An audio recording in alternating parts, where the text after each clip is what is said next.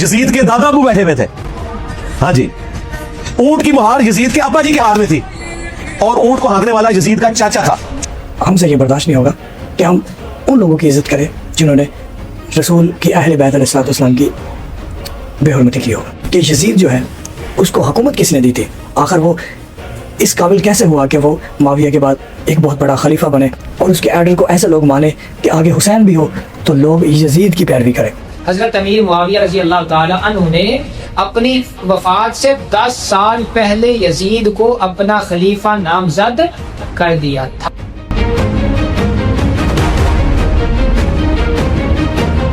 आखिर वो कौन लोग थे जिनके हुक्म पर अहले बैत अलैहिस्सलाम के ऊपर जुल्म ढाया गया, खुसूसी करबला में, और बीबी सलामुल्लाह अलैहा पर जो दरवाज़ा गिराया गया, इनके ज़िम्मेदार कौन है? करबला में किसके हुक्म पर हज़रत इमाम हुसैन अलैहिस्सलाम की शहादत होती है?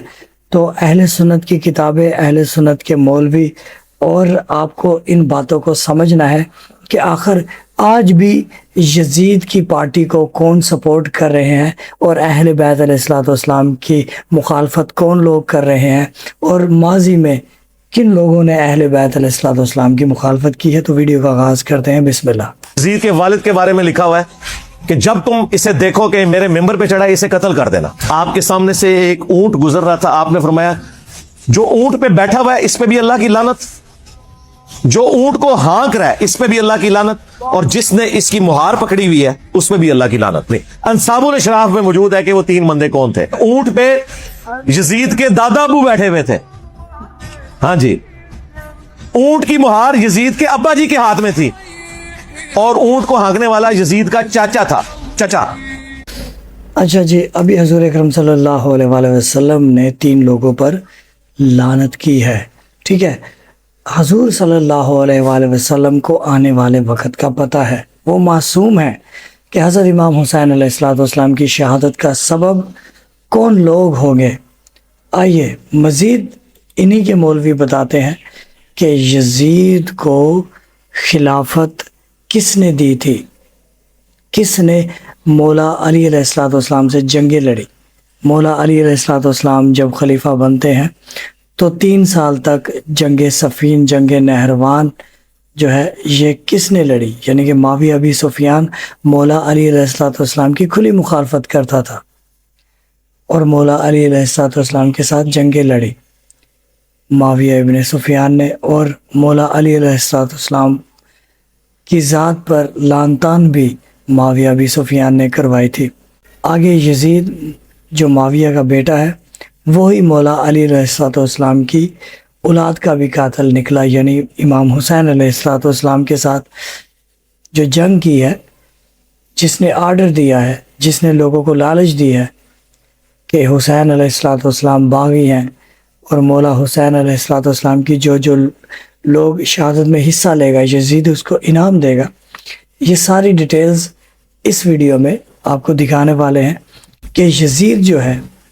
उसको हुकूमत किसने दी थी, आखिर वो इस काबिल कैसे हुआ कि वो माविया के बाद एक बहुत बड़ा खलीफा बने और उसके आर्डर को ऐसे लोग माने कि आगे हुसैन भी हो तो लोग यजीद की पैरवी करें। तो आइए वीडियो का आगाज़ करते हैं। हज़रत अमीर मुआविया रज़ी अल्लाह तआला अन्हु इन्हों ने यजीद नूं जदों गवर्नर बनाया है, वो भी जिस तरह के शूरा ने इन्हों बनाया सी उस तरह शूरा ने यजीद नूं बनाया। बड़ा अहम सवाल है। यजीद को हज़रत अमीर मुआविया रज़ी अल्लाह ताला अन्हु ने जो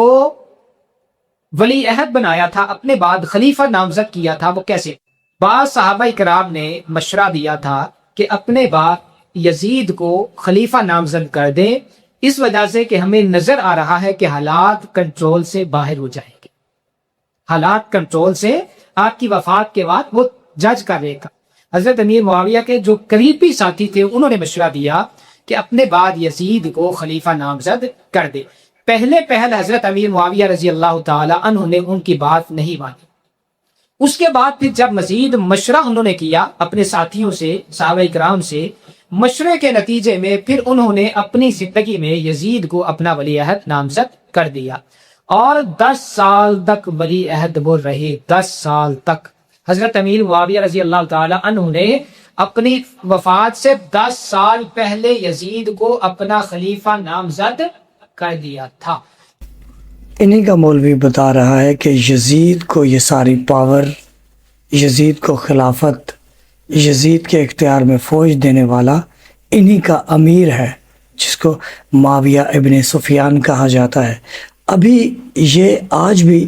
اس کو مانتے ہیں، جس نے یزید کو پاور دی، فوج دی، خلافت دی، اس کے قصیدے پڑھتے ہیں، یہ سن لے۔ بھی امام تھا وہ بھی ایمان ہے، یقین کی نبی سے یقین کی زبان کو لدام دو، یقین کی زبان کو لدام دو، معاویہ کے نام سے دادو سو سچے جس نے معاویہ کا ذکر کرو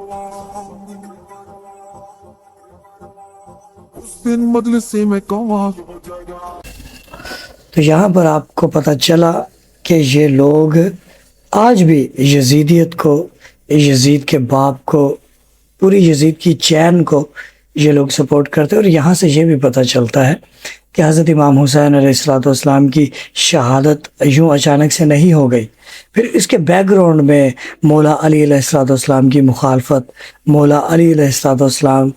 کے بیٹے امام حسن علیہ السلام کے جنازے پر تیر لگائے جانا، امام حسن علیہ السلام کی مخالفت، پھر نبی کی بیٹی بی بی فاطمہ زہرا سلام اللہ علیہ کی باغ فدق پر قبضہ، اور بی بی فاطمہ زہرا سلام اللہ علیہ کے دروازے پر آگ لگایا جانا۔ بیک گراؤنڈ میں یہ ساری چیزیں آپ کو دکھانے والے ہیں، اور ابھی ایک اور ویڈیو دکھانے والے ہیں۔ جو لوگ نبی پاک سرکار کی، جس نے ساری زندگی مخالفت کی، جس نے مولا علی علیہ السلام کی مخالفت کی،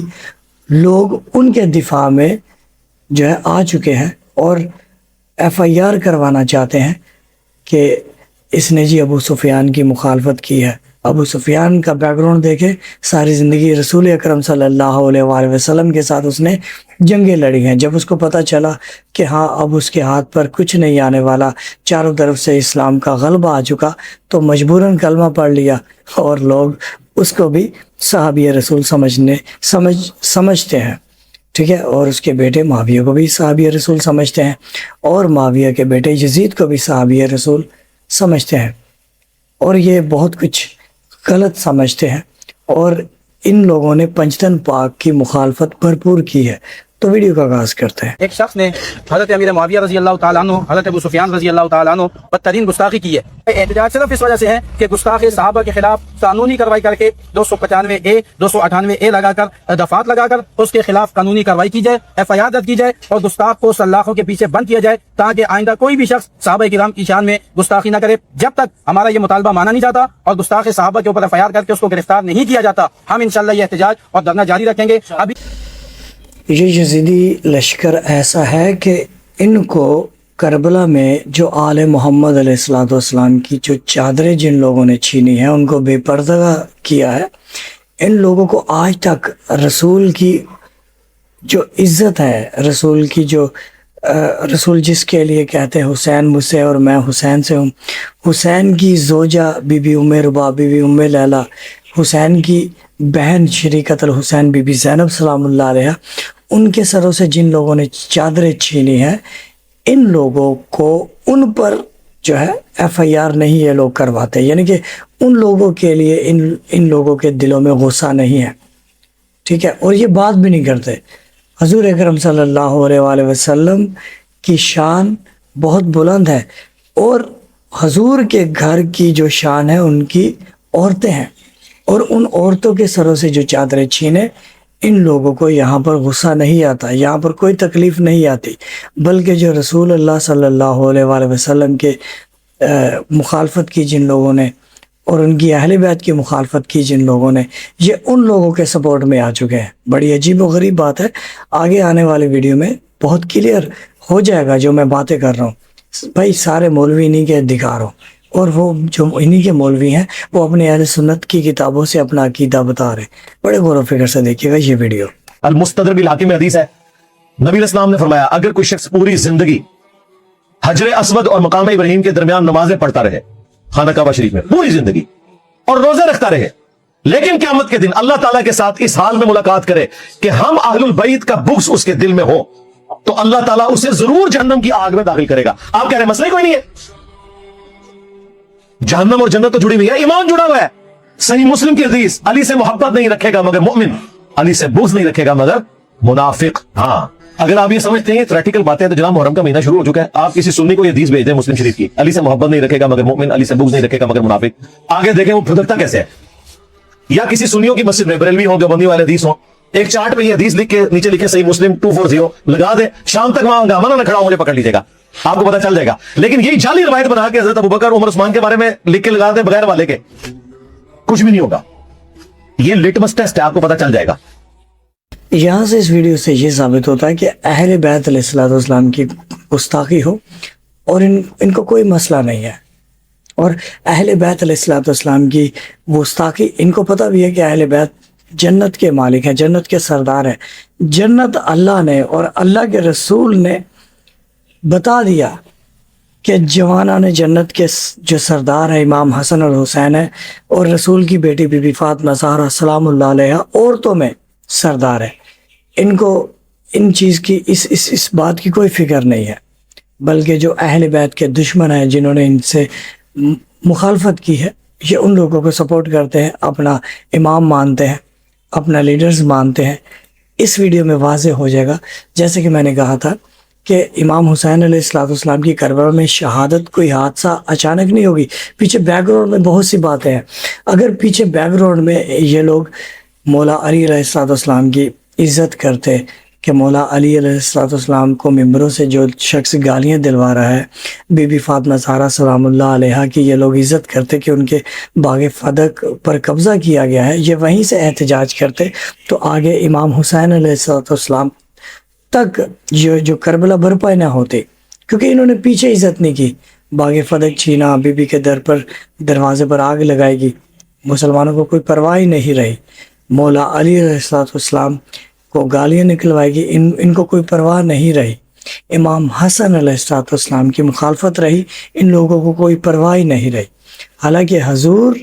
مباہلے میں ان کو لے کر گئے ہیں پنجتن پاک کو، اور اللہ قرآن میں کہتا ہے کہ اے رسول جو پنجتن کے مقابلے میں آ رہا ہے اللہ اس پر لعنت کرے گا، اس پر عذاب بھیجے گا، اور آج بھی جو پنجتن کے مقابلے میں آ رہا ہے وہ جھوٹا ہے، وہ لعنتی ہے، اللہ کی طرف سے اس کے اوپر عذاب آئے گا، دنیا اور آخرت میں وہ جھوٹا رہے گا۔ اچھا یہ ویڈیو واضح کر دے گی ان باتوں کو جو میں کر رہا ہوں۔ بسم اللہ۔ باقی ایک اس میں عرض کر دوں خطرناک بات، المصنف ابن ابی شیبہ میں ایک روایت ہے کہ حضرت علی کے گھر میں خلافت کے حوالے سے مشورے چل رہے تھے، اگرچہ حضرت ابوبکر صدیق کو وہ ایک حساسی طور پر سقیفہ بنی ساعدہ میں خلیفہ چن لیا گیا۔ اس روایت میں آتا ہے کہ حضرت عمر آئے اور سیدہ فاطمہ کے گھر کے باہر کھڑے ہو کے انہوں نے کہا اے فاطمہ آپ رسول اللہ کی بیٹی ہیں اور ہمیں دنیا میں رسول اللہ کے بعد سب سے بڑھ کر عزیز ہیں، لیکن مجھے پتا چلا ہے کہ یہ زبیر اور علی اور سارے مدینہ آپ کے گھر میں مشورے کرتے ہیں آ کے خلافت کے حوالے سے، جبکہ آپ کو پتا ہے کہ حضرت ابوبکر کو خلیفہ چن لیا گیا ہے، آپ لوگوں نے بیعت نہیں کی ہے، وہ آپ کا اپنا حق ہے، لیکن اس وجہ سے مسلمانوں کی اگر آپ جمعیت کو توڑیں گے تو میں آپ کو وارن کرنے آیا ہوں کہ آئندہ مجھے اگر ایسی اطلاع ملی تو میں آپ کے گھر کو آگ لگا دوں گا۔ یہ روایت ہے مصنف ابن ابی شیبہ، اور ان کا اگر کوئی اس حدیث پہ یہ کہے گا نا کہ اس حدیث سے تو حضرت عمر کے بارے میں یہ مسئلہ کھڑا ہو رہا ہے، اور بخاری مسلم حدیث ہے جس نے فاطمہ کا دل دکھایا اس نے میرا دل دکھایا، اور قرآن کی آیت ہے کہ جو اللہ اس کے رسول کو اذیت دیتے ہیں ان الذین یؤذون اللہ ورسولہ لعنهم اللہ فی الدنیا والآخرہ، دنیا اور آخرت کی زندگی میں اللہ کی لعنت ہے ان پہ، ان کے لیے عذاب تیار کر رکھا ہے۔ تو بھائی ہم برداشت نہیں کر سکتے بی بی فاطمہ زہرا سلام اللہ علیہا کی گستاخی، اس لیے ہم ان لوگوں کو صحابی نہیں مانتے، ان لوگوں کی عزت نہیں کرتے اسلام میں، بلکہ انہوں نے نقصان دیا، آل محمد علیہ الصلوۃ والسلام کے ساتھ بغض رکھا، اور کربلا میں جو آل محمد علیہ الصلوۃ والسلام کی عورتوں کی چادریں چھینی گئی، ان کو پیاسا رکھا گیا، ان کو پیدل سفر کروایا گیا، زنجیروں میں ان کو باندھا گیا، تو ہمیں یہ برداشت نہیں ہے۔ ہم کیونکہ عاشقان رسول ہیں، ہمیں اپنے حضور کی عورتوں کی عزت کی پرواہ ہے، کیونکہ ہر ایک انسان کو اپنا خاندان پیارا ہوتا ہے، ہر ایک انسان کو اپنا جو آبا و اجداد ہے اس کو پیارے ہوتے ہیں، اور ہم جن کا کلمہ پڑھتے ہیں، ہم رسول خدا صلی اللہ علیہ وآلہ وسلم کا کلمہ پڑھتے ہیں۔ کلمے کا مطلب یہ ہے کہ ہم اپنی اولاد، ہم اپنے ماں باپ، ہم اپنے جائیداد، سب سے عزیز ہمارے رسول ہیں، اور رسول جس کے لیے کہہ دے حسین مجھ سے ہے اور میں حسین سے ہوں، فاطمہ میرے جگر کا ٹکڑا، ہم سے یہ برداشت نہیں ہوگا کہ ہم ان لوگوں کی عزت کریں جنہوں نے رسول کی اہل بیت علیہ الصلوۃ والسلام کی بے حرمتی کی ہو۔ درود السلام ہو محمد و آل محمد پر، اللہم صلی علی محمد و آل محمد،